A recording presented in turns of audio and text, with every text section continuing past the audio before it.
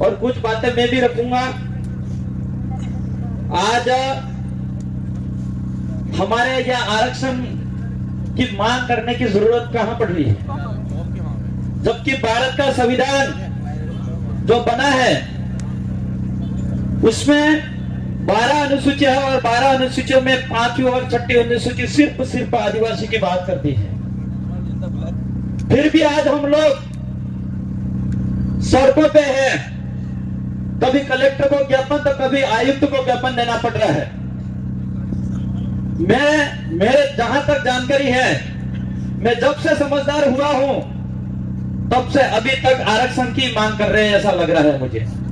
और हमारे से पहले भी आरक्षण के मांग हमारे जो डोकरे थे उन्होंने भी मांग करी है।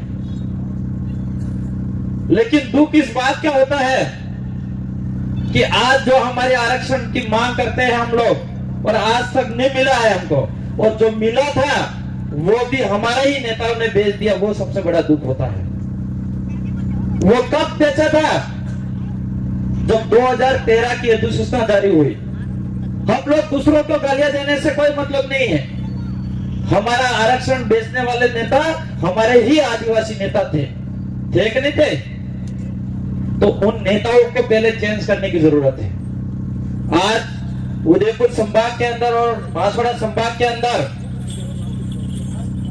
ताकत से 3 विधायक तो बने और 3 विधायक जयपुर के अंदर भी गए और यहाँ ट्राइबल की आवाज भी वहां पे गए।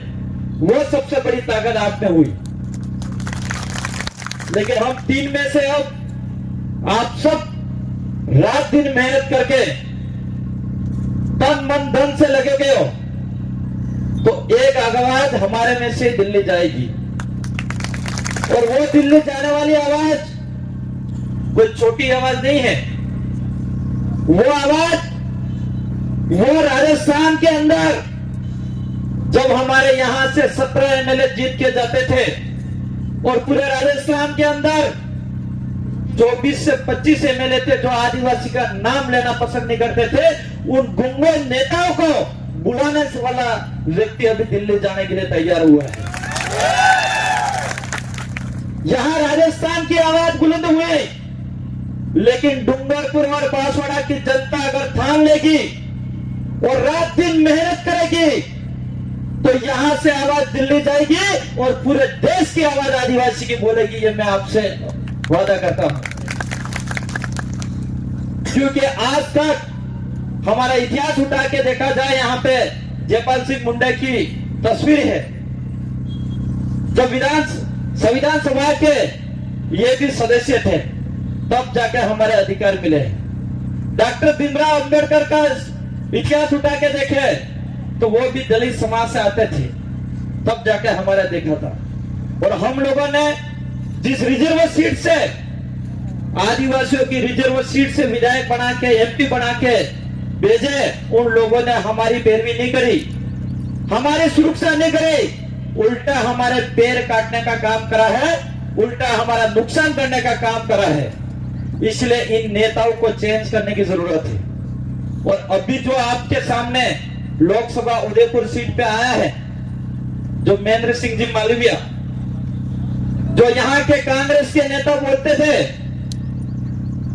कि हमारा बहुत बड़ा शेर है महेंद्र सिंह मालविया, और जब महेंद्र सिंह मालविया के सामने बीजेपी ने इसने जो घोटाले करे थे, बीजेपी ने ईडी की जांच कराई और जेल डालने की बात करी, तो वो खुद ही बीजेपी के अंदर शामिल हो गया। वो कांग्रेस के शेर है और कुछ शेर थे छोटे मोटे, वो सब कांग्रेस के अंदर शामिल हो गए। इसलिए मैं कहना चाह रहा हूं, यहां पे कांग्रेस तो मुक्त हो चुकी है, लेकिन आप सभी भाई ये मत देखना कि कांग्रेस बीजेपी को हराने के लिए कांग्रेस को वोट देना, ये मत करना, क्योंकि कांग्रेस पहले से बिक चुकी है। इस उदयपुर संभाग और डूंगरपुर यहाँ पे बांसवाड़ा संभाग के अंदर जितने भी नेता थे वो सब डर के मारे जा रहे हैं बीजेपी के अंदर, और हमारे बीजेपी की आवाज रोकने के लिए ये कांग्रेस को वोट डाइवर्ट कराएंगे और बीजेपी को जिताने का काम करेंगे। ये बहुत बड़ा षड्यंत्र होगा, इस बात को समझने की जरूरत है। हम लोगों को समझना होगा ये बीजेपी वाले लोग कांग्रेस को तोड़ रहे हैं और कांग्रेस के लोग बीजेपी का विरोध नहीं कर रहे हैं, यहाँ पे बीएसपी का विरोध कर रहे हैं, भारत आदिवासी पार्टी का विरोध कर रहे हैं। इसलिए आप उनके नजरियों से अपन को स्पष्ट दिखता है कि ये लोग कांग्रेस वाले भी बीजेपी को जिताना चाह रहे हैं, यहाँ पे उदयपुर संभाग और बांसवाड़ा संभाग के अंदर। इसलिए हमारा आदिवासी भाइयों को हम लोगों को समझाना होगा कि एक एक वोट हमारे लिए कीमती है और हमारे भारत आदिवासी पार्टी को एसटी एससी ओबीसी भाइयों को हम लोगों को समझाना होगा और एक तरफा वोट देके हमारे भाई राजकुमार जी को जिताना होगा। आज मैं समझता हूं हम लोग यहाँ पे हजारों की लाखों की संख्या में यहाँ पे आए हैं और यहाँ पे आके रैली के रूप में जाएंगे और बांसवाड़ा संभाग स्तर पे रैली एक अखबार में छप भी जाएगा और यहाँ पे आयुक्त को हम ज्ञापन भी दे देंगे, लेकिन ये सिर्फ मेल कर देंगे। मुझे नहीं लग रहा है कुछ होने वाला है, लेकिन आप लोगों सब ठान लो और आप सब लोग मान लो, रात दिन मेहनत कर दोगे तो भाई राजकुमार जी को जिता के अगर दिल्ली भेज दोगे तो 1 लाख जनता यहाँ आयुक्त के सामने बिठाना और 1 मिनट दिल्ली में जाके बोलना दोनों बराबर है, क्योंकि यहाँ पे सिर्फ आईएएस और आईपीएस बैठते हैं, लेकिन वहां पे कई सारे आईएएस और आईपीएस उस दिल्ली के जो सदन होती है उसके अंदर बैठते हैं और इसके बीच में जाके अपना आवाज बुलंद होगी तो आपके हक भी मिलेंगे और अधिकार भी मिलेंगे, लेकिन यह ताकत आप में होनी चाहिए। आज हम समझ रहे हैं, मैं आज आजपुर विधानसभा की जनता को सबसे पहले धन्यवाद देना चाहूंगा, जो आजपुर की जनता ने एक युवा से लगा के बुजुर्गों से लगा के महिला ने रात दिन मेहनत करके विधायक बना के जयपुर भेजा, तब जाके मैं जयपुर में आवाज उठा पाया और आवाज उठाई। कई आवाज ऐसी उठाई मैंने जो शिक्षा के लिए और पानी के लिए बढ़ाए, तो सरकार एक्टिव भी हुई और सर्वे भी हुए और प्रस्ताव बना के भेजे तो करोड़ों रुपए का विकास भी होगा। ये आजपुर विधानसभा के जनता की ताकत बताता हूं, तो वही ताकत आपको यहाँ पे बतानी होगी, तब जाके हमारे ये आरक्षण की बात कर रहे हैं, जो जल जंगल जमीन के अधिकार की बात करते हैं, तब जाके वो अधिकार हम लोगों को मिलेंगे।